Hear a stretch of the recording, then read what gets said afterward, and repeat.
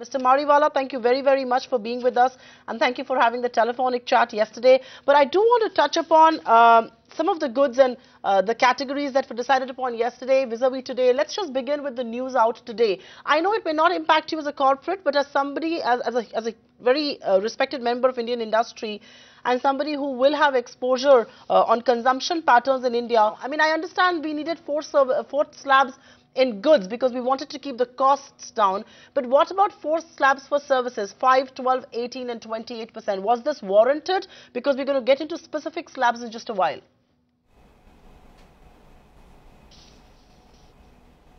So I thought the government was inclined towards two slabs in services, 12 and 18. And I think the fact that you're saying now it's gone to four slabs, I think it complicates things. I think there was an opportunity to keep it simple at 12 and 18. I don't know what has led to that, but as far as the goods were concerned, you needed four slabs because of its inflationary impact. In the services, it was not so much of an issue as far as inflation was concerned. So I wish the government had taken lesser number of slabs and not increase the number of slabs.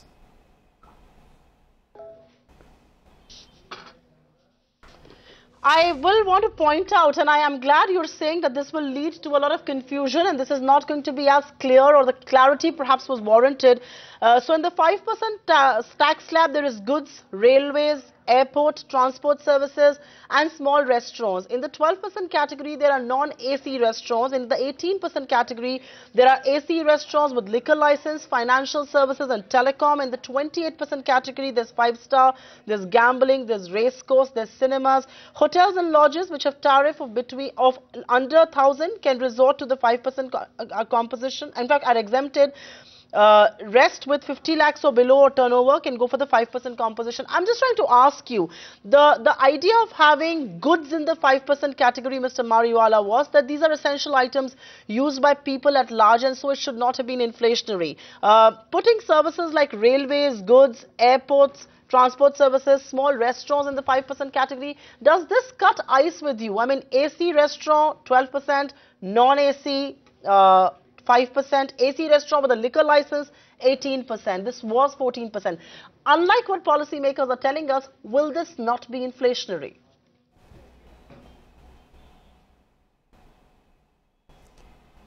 So I wish they had kept it a little simpler by having lesser number of slabs again, because I think this interpretation about AC, non-AC, people, I mean the difference is quite large between 5, 12 and 18% and 28%. So I wish they had kept it lesser number of slabs and it would have been simpler to administer also.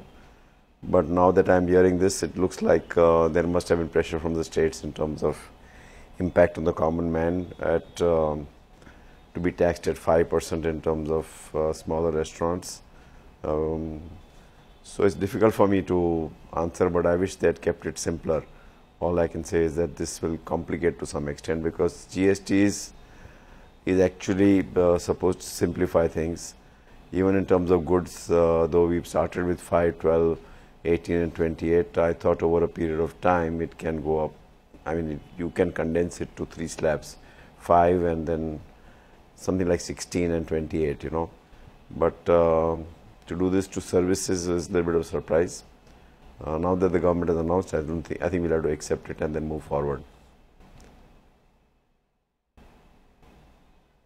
But Mr. Mariwala, will you agree that an 18% service tax on financial services and telecom is a bit of a downer? And I'm going to give you 2 reasons why. Telecom is what is perhaps going to make in India possible. Telecom is what connects. Telecom is now almost an essential services.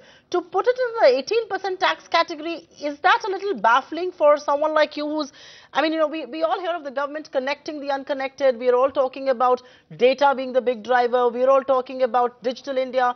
And you have the service tax on telecom at 18%. To me, that's a little baffling.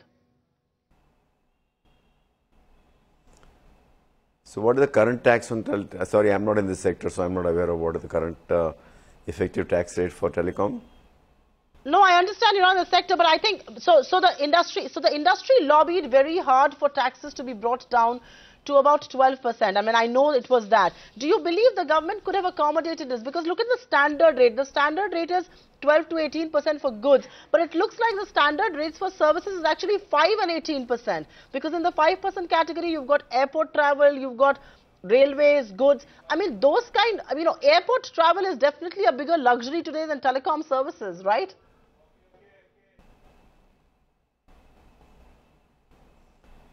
Yeah, but what is the current effective tax rate for telecom currently? Because I think from what I understand, this has been a mathematical exercise by the Ministry of Finance and not really trying to do it on the basis of soundness, because the moment you start looking at it from that point of view, then automatically each state will demand something which is suited to them. So that's why I'm asking you, what is the current tax rate on telecom at this stage before GST is implemented?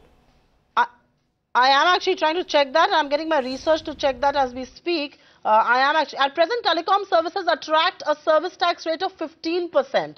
And so I'm a little, it baffles me a little, how could it go up to 18 when there is so much push on connecting India? It is presently at 15, it will go up to 18%. Yeah, I mean, it could have been either 12% or it could be 18%. So I don't know on what basis they decided 18, but I think the whole thinking was mechanical, and the fact that, okay, you be in the slab which is closest to the current effective tax rate you're paying, So it doesn't come to me as a surprise, either it could be 12 or 18, it cannot be 5%. I'm sure the telecom industry could well turn around and say that 12 was again 3 notches away and so was 18 from our current 15.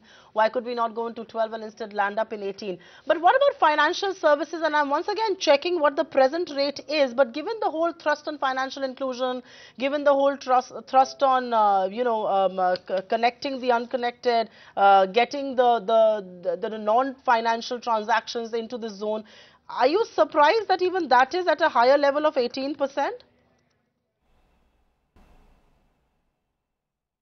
See, I don't see this GST fitment of rates as a political or something to back government's reforms initiatives. It is purely a mathematical exercise, and the closest effective tax rate would be the closest which is to the next slab, which is the fitment.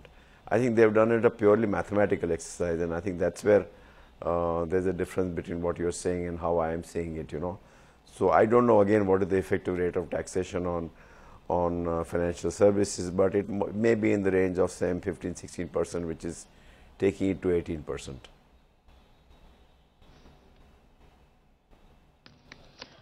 Okay, how disappointed are you that the council could not sit together and decide the rate on gold? And gold is obviously a political call more than an economic call. I mean, I know there's a lot of back and forth between 1% or 5%. I know this is not a sector that you have exposure to, but I'm just trying to understand. As a member of Indian industry, are you disappointed that they could not arrive at a rate for gold just yet? And that's one of the only unresolved items actually.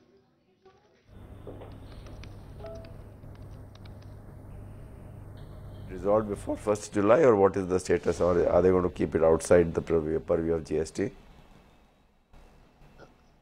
No.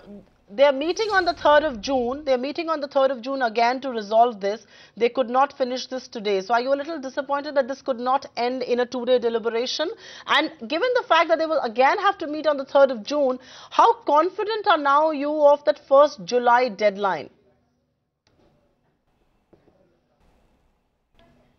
See, I think the fact that all the rates are announced, it is imperative that the government now implements it from 1st July, because in some cases where the tax rate is lower than the current effective tax rate, the GST rate is lower than the current effective tax rate, there will be destocking by the trade, wholesalers, distributors. So I think it's very important now that it's implemented from 1st of July. And just because gold is not decided, that doesn't mean that the whole GST gets delayed by 1 or 2 months. So hopefully it will get decided by 1st July. But the fact that there is only a few items which are yet to be resolved speaks a lot about the way, the kind of work finance ministry has done and the support they received from the state finance ministers.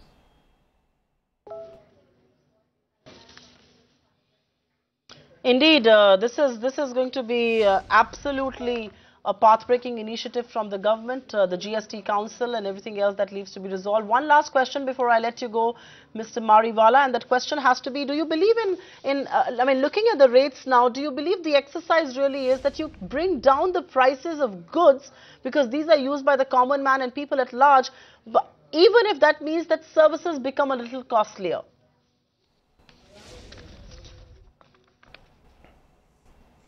I don't think the government has looked at it from that angle. Again, let me say that they have not looked at it, okay, the common items of goods which are consumed by the common man, the rates would be or the prices would be lower, and in terms of services they could be a little higher. I think, as I said earlier, it's a mathematical exercise, and I think that's where you believe that you are actually linking it with some of the government initiative in terms of JAM initiative like mobile, Jan-Dhan and other. But I don't think it is connected to that. It is a purely mathematical exercise, and that's where you are seeing some skew in terms of how the rate will be a little higher compared to the existing rate. Find us on Facebook at facebook.com/ETNow, and don't forget to click the like button. You can also follow us on Twitter at ETNowLive. To stay updated with all our programming, hit the subscribe button on our YouTube channel by logging on to youtube.com/ETNow.